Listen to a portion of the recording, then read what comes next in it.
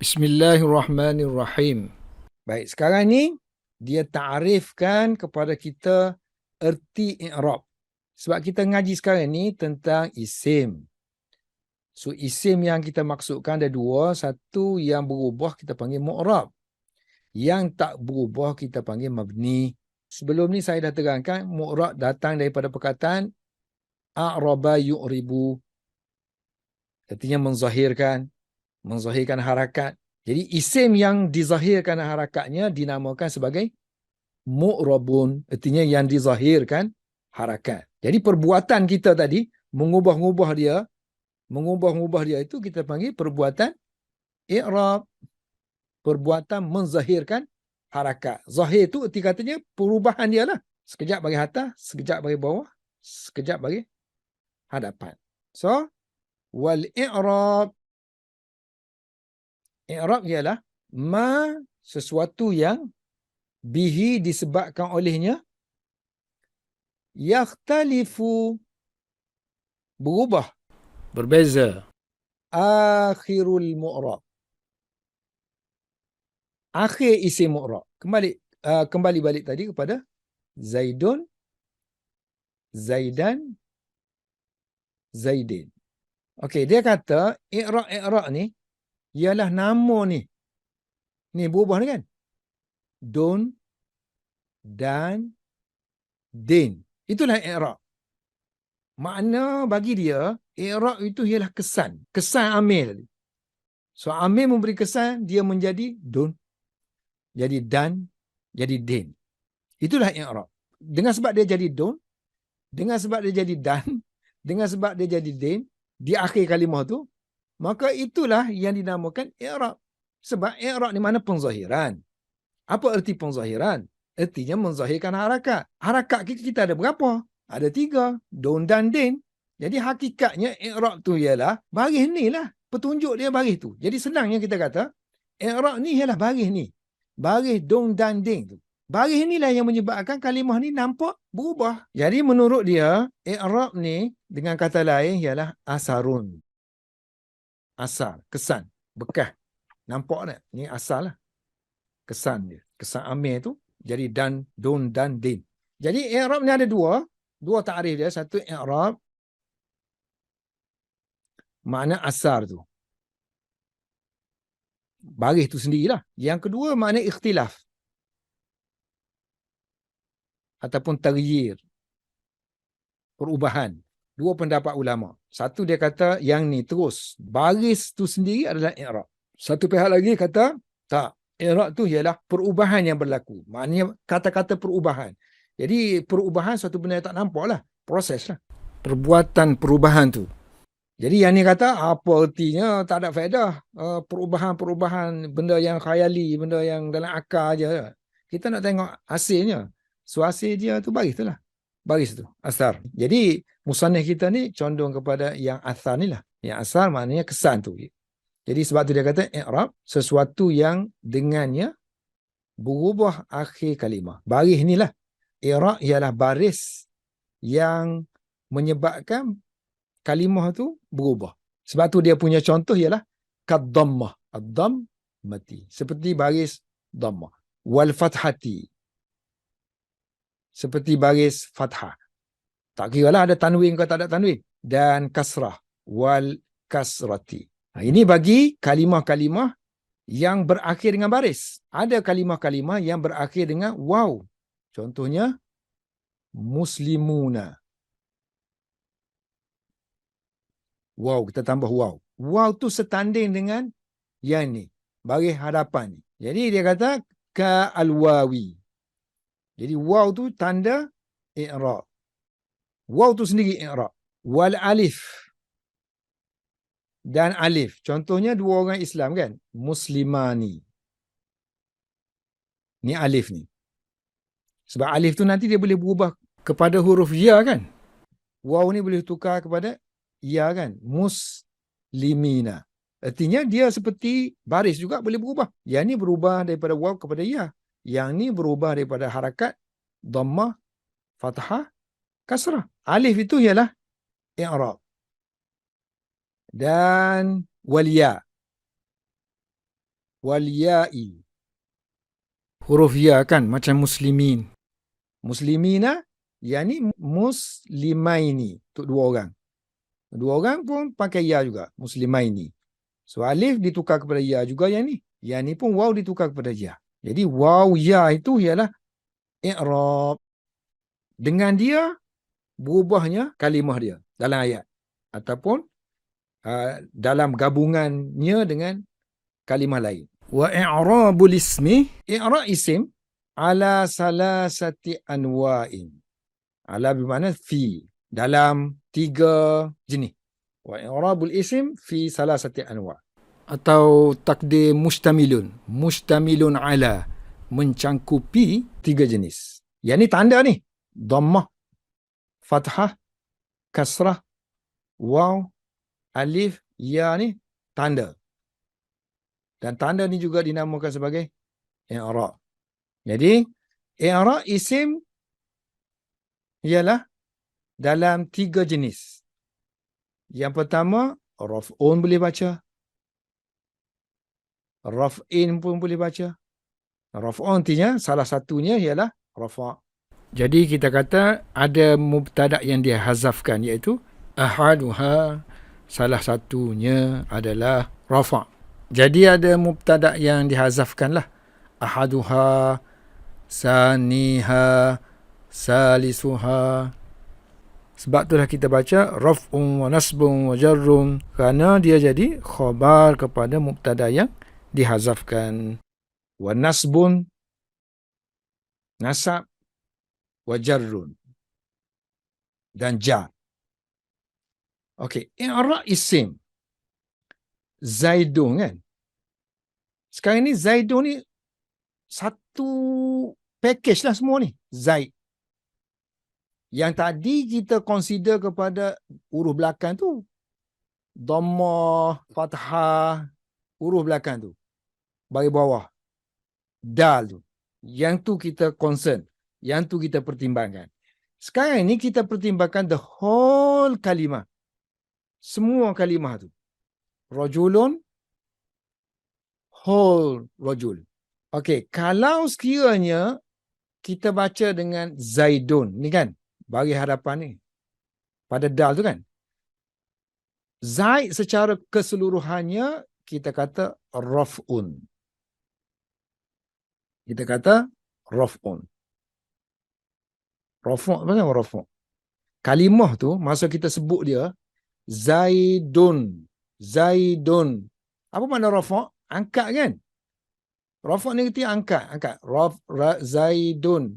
So kita punya bibir tu dia terangkat. Bibir kita tu terangkat ke atas. Sebut Zaidun, kalau bagi hadapan, so kalimah tu menyebabkan bibir kita terangkat.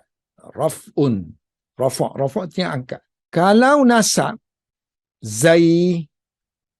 Zaidan. Nasab artinya tegak. Nasbun. Mencancang. So bila kita sebut Zaidan, bibir kita mencancang. Tegak. Bukan naik ke atas. Dia tegak. Sebenarnya keadaan bibir. Keadaan bibir terangkat, dia panggil rafa'. Dan rafa' ni sesuai dengan bagi hadapan. Baca bagi hadapan, bibir akan terangkat. Kalau dengan baris atas, orang Arab baca, dia punya bibir dia tegak. So dia bubuh nama nasbun. Wa jarrun, jar pula sempena. Ada yang kata jar ni maknanya tarik ke bawah. Jar maknanya tarik ke bawah. Ada yang kata jar tu maknanya amir dia tu tarik isim untuk berhubung dengan B ni kan, dengan Zaidin. Yang ni dia tarik Zaid ni untuk berhubung dengan kalimah lain. Contohnya Zahaba kan. So Zahaba bi Zaidin. So mana dia tarik Zaid ni untuk berhubung dengan Zahaba. Tariklah. Mana jarrah ni yang tarik. Ada yang kata dari segi bibir, tarik bibir ke bawah. So Zaidin. So bibir tu ke bawah. Jar, tarik ke bawah. Jadi sempena nama tarik tu, dia ambil nama nahu. Kan orang nak ciptakan satu kaedah, so dia kena fikirlah apa istilah yang sesuai. Kemudian mereka sepakat, oh, yang ni okey lah, kita terima lah yang ni kan. So dikala Dikala kalimah contohnya kita baca rajulan kan. Tak kira lah dalam keadaan apa dia pun. Status dalam ayat tu. Tapi bila saja baca rajulan, maka bibir tegak. So bila bibir tegak, dia masuk dalam grup nasab. Masuk dalam grup nasab. Yang ni asal. Rafa' dengan dhammah, nasab dengan fathah, jar dengan kasrah. Yang ni yang asal. Yang ni tabik aja ikut. Waw ni ikut aja. Sebab bila kita sebut waw kan, bukan dia macam dhammah yang terangkat bibirnya. Alif ataupun ya. So dia tak terikat dengan terangkatnya bibir, tegaknya bibir ataupun ke bawahnya bibir. Dia tak terikat. Cuma dia panggil tabi'. Just follow aja. Follow yang asal. Jadi waw ni pun akan masuk dalam grup rafa'. Alif akan masuk dalam grup rafa'. Ya ni masuk dalam grup nasab. Ya juga boleh masuk dalam grup jar. Jadi maksudnya kalau kita ada dalam ayat tu Ja'a Zaidun ma'a aliyin. Contohnya kan. Sobahan.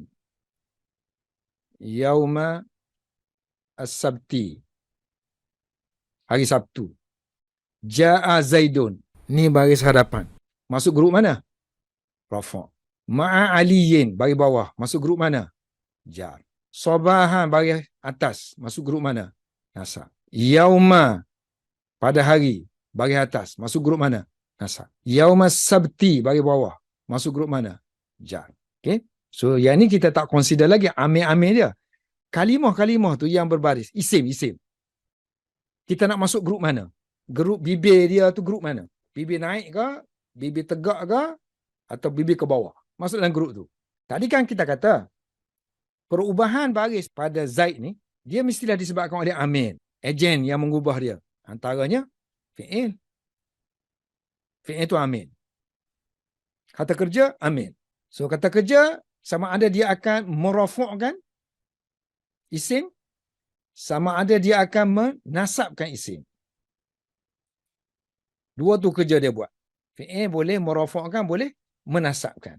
Kemudian harfu jar kan, B contohnya, dia hanya boleh menjarkan isim. Jadi kalau kita tengok sini, Zaidun baca bagi hadapan disebabkan oleh ja'ah, ma'a dia zaraf dan mudhaf. So aliyin mudhafu ilaih. Mudhafu ilaih juga boleh menjadi jar. Ma'a isim zaraf mudhaf jadi amil. So dia ejen yang mengubah baris aliyun jadi aliyin. Sabahan in the morning. Baca dengan baris atas. Mana ejen dia? Ja'ah. Sebab berlakunya ja'ah tu bila? Waktu pagi. So baca baris atas ni disebabkan oleh ja'ah. Yang ni baca baris hadapan ni oleh ja'ah kerana join sebagai pelaku. Yang ni sebagai masa berlaku. Masa berlaku dia kata semua baris atas. Yang ni pun pada hari. Masa juga. Masa datang kan?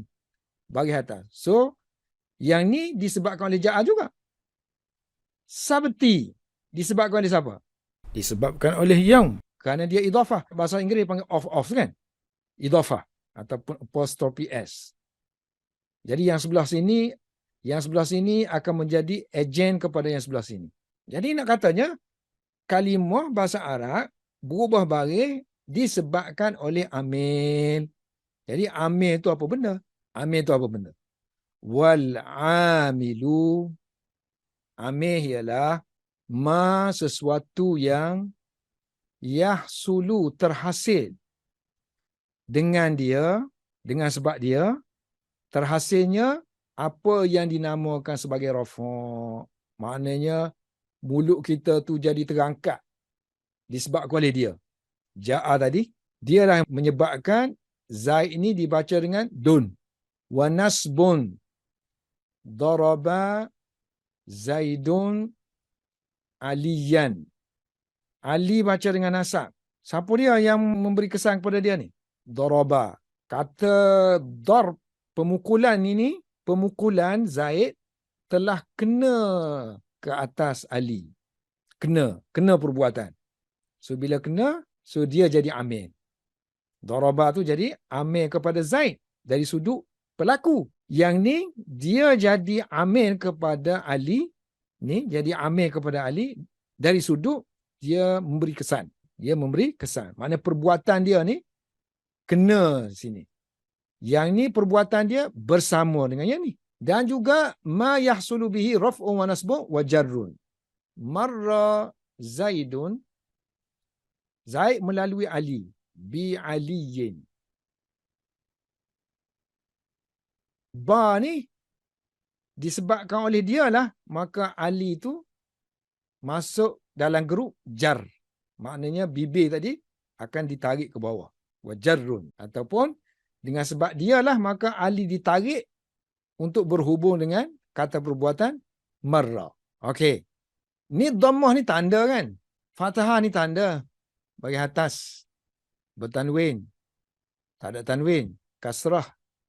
Bertanwin. Tak ada tanwin. Ni tanda. Ni i'rab kan? Ni i'rab ni. Dhammah tu i'rab. Tempat dia.